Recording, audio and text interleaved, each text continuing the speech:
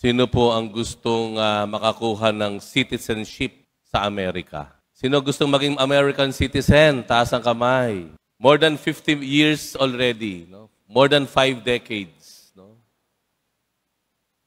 Maraming mga Pilipino ang nag-asam ng American Dream. Alam niyo ba yung American Dream? Alam to ng mga lolo't lola natin. Ang American Dream, yung mga Pilipino sa Pilipinas, makapunta ng Amerika. Yan, ano po. Marami po sa ating mga lolo-lola, noong mga panahon na iyon, nagpunta sa Amerika. Nakipagsapalaran. Nagtiyaga, nagsumikap, hanggang sila ay naging citizen, naging mamamayan ng United States of America. Ano sumunod na pangyayari? Kinuha isa-isa ang mga anak niya. Tama po. Isa-isa doon na kinuha sa Amerika. Maganda ang buhay dito. Maginhawa, maayos ang lugar. Maganda yung mga bahay at mga kalsada. Magkakakotse ka. At sumunod doon, ano na, yung mga anak na nadala na doon, ay nanganak na rin. So ano nangyari doon sa mga anak? Ay siyempre, automatic American citizen na yon. Sa Amerika kasi may ganung batas, ano? Pag ang isa ay nanganak, ano pa man ang iyong nationality, basta nanganak ka sa Amerika, matik yon. US citizen na yan. Tama po? Kaya marami po Pilipino sa Amerika. Marami po, mula sa Hawaii, hanggang dyan sa Guam, Saipan, hanggang sa mainland ng US, marami pong mga Pilipino. At marami po dyan, doon na isinilang, kaya American citizen na. Pero ang talagang nagsimula ng lahat ay yung mga lolo't lola, yung mga nauna. At siyempre, ang nakinabang, yung mga anak na eventually, na proseso ang kanilang citizenship, naging American citizen, nanganak na doon, naging Amerikano. In fact, may mga kaibigan po ako, hindi naman siguro to napapanood ng no? Well, no common knowledge na naman po. May mga kaibigan din ako na nung nagbuntis, pumunta ng Amerika, doon ang anak, yung anak niya, American citizen na, kahit siya hindi pa. Matik po kasi yan di ba? So gusto natin doon, bakit? Maganda ang buhay hindi na, aminin naman natin, obviously, talagang maganda naman ang buhay. Mas marangya, no? Mas maluwag. Pero yun nga lang, nakaraang araw, ay mukhang nanganganib na tayo. Dahil mayroong isinusulong ang presidente ng Amerika. Na ang batas nagsasabi na kung ipinanganak yung bata doon sa Amerika, hindi automatic na magiging American citizen na. Naku, napurnada na yung mga plano. No? Yan na, di ba? Makang mababalam yung mga plano ng ibang mga pamilya. I'm sure, may ilan sa inyo, naghihintay na lang po ng petisyon na sa Amerika na kayo ay aprubahan dahil sa petisyon ng inyong mga magulang o kung sino man ang mapunta doon. Medyo nanganganib iyon. Nanganganib iyon. Sa halimbawa, sa Singapore, sino ba naman ang ayaw na mamuhay sa Singapore? Napakaliit na bayan, pero maganda ang buhay. No? Sa Singapore naman po, kahit isilang ka doon, hindi rin automatic. Piling-pili lang. No? Like for example, ayon sa aking nabasa, kung yung magulang, isa sa mga magulang ay Singapore national, at yung isa ay Pilipino, ayan, may chance yan. Singaporean citizen ka. Sa UAE, sa United Arab Emirates, ayun talaga, hindi po pwede. Kahit ipanganak ka pa doon, hindi ka po pwede doon. No? Iba po yun. Ayan, So lahat tayo nangangarap. Bakit ko sinasabi ito? Kabaliktaran ng ginawa ng Panginoon. Kung maraming bansa ayaw na mag-migrate ang ibang mga mamamayan sa ibang bansa, ang Panginoon naman baliktad. Gusto niya lahat tayo citizen sa kanyang kaharian. Gusto niya lahat tayo, lehitimong mamamayan ng kaniyang kaharian. Ano sabi sa Ebanghelyo? Ang sabi niya, ako'y aalis, paroroon muna ako sa kaharian ng aking Ama. At ipaggagawa ko kayo ng matitirhan. Abay, mayroon pang house and lot, no? Hindi lang citizenship, house and lot pa. Tigi-tigi sa pa tayo. Ha? At ano sabi niya, kapag naipaghanda ko kayo, babalik ako dito at kayo ay kukunin ko at doon kayo mamumuhay ng masagana at maluwalhati. Baliktad, no? Kung ayaw ng mga bansa sa mundong ito, ang Panginoon talaga namang ipinagsisiksikan, hali kayo, dito kayo sa aking bansa. Dito kayo sa kaharian ng aking Ama. Hindi po ba? Kaya laking tuwa ngayon ng isang disipulo. Ano sabi ng isang disipulo, si Tomas? Panginoon, gusto namin yan.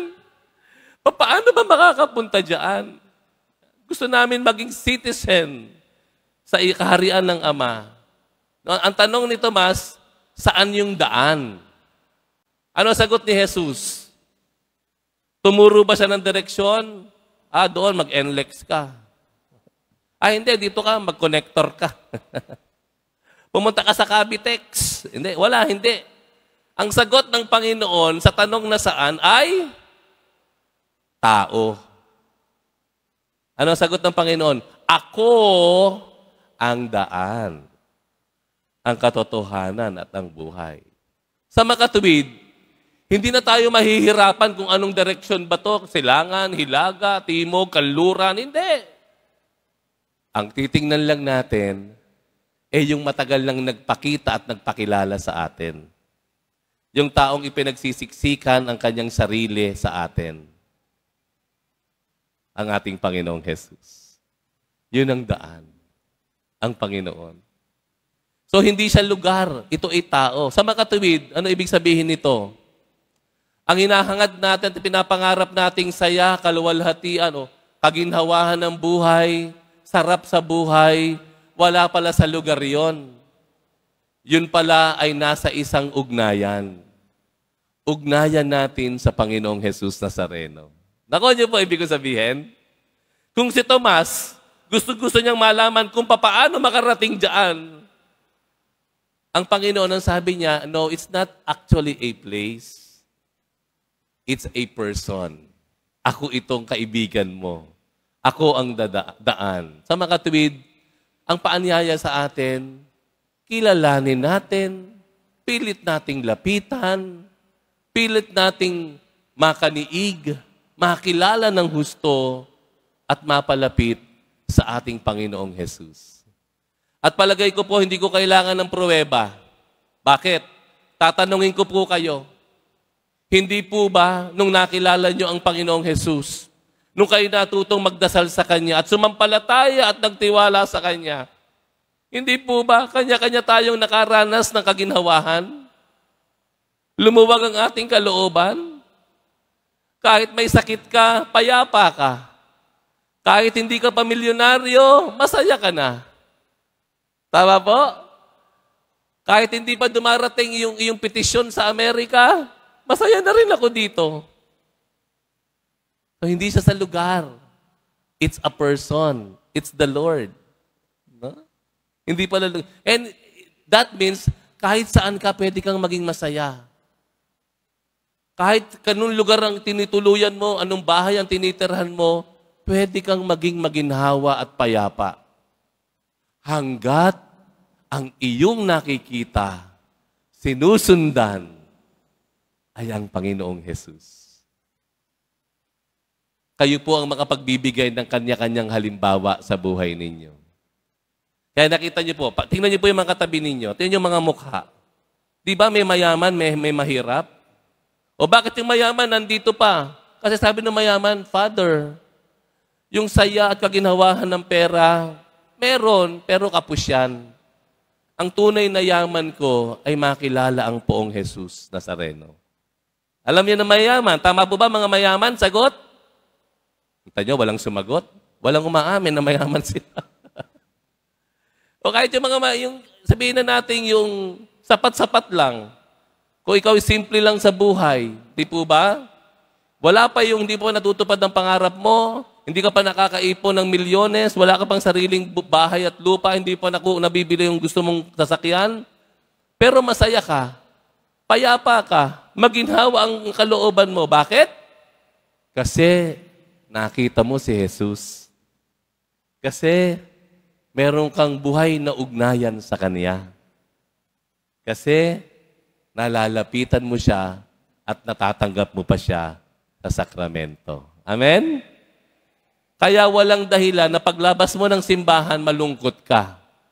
Kung talagang nakatuon ang iyong tingin at atensyon at nakaniig at nakaharap mo ang ating Panginoong Jesus Nazareno, wala kang magagawa kung hindi maging masaya. Amen? Kaya mamaya, yung mga iho sa mga pintuan, pakitignan niyo po ang mga mukha nung lalabas ng simbahan. Ha? Kapag nakangiti, sige po, ingat po kayo, uwi na kayo. Pag hindi ho nakangiti, pabalikin niyo po rito sa loob ng simbahan. Kailangan pang makaniig, makaharap, at maramdaman ng Panginoon. Amen? Yan po ang sikreto. Marami tayong pangarap na gustong marating. Marami tayong tinatansya, tinatimeline natin ang buhay natin. After 5 years, after 10 years, may mga plano tayong ganyan. Pero ito sikreto. Right here, right now. Ngayon din, sa panahong ito, sa sandaling ito, sa lugar na ito, saan ka man naroroon, pwede mo nang maramdaman yung hinahangad at hinahanap mong saya at kaginhawahan. Titingin ka lamang, lalapit ka lamang, makikipag-ugnayan ka lamang sa ating Panginoong Jesus Nazareno.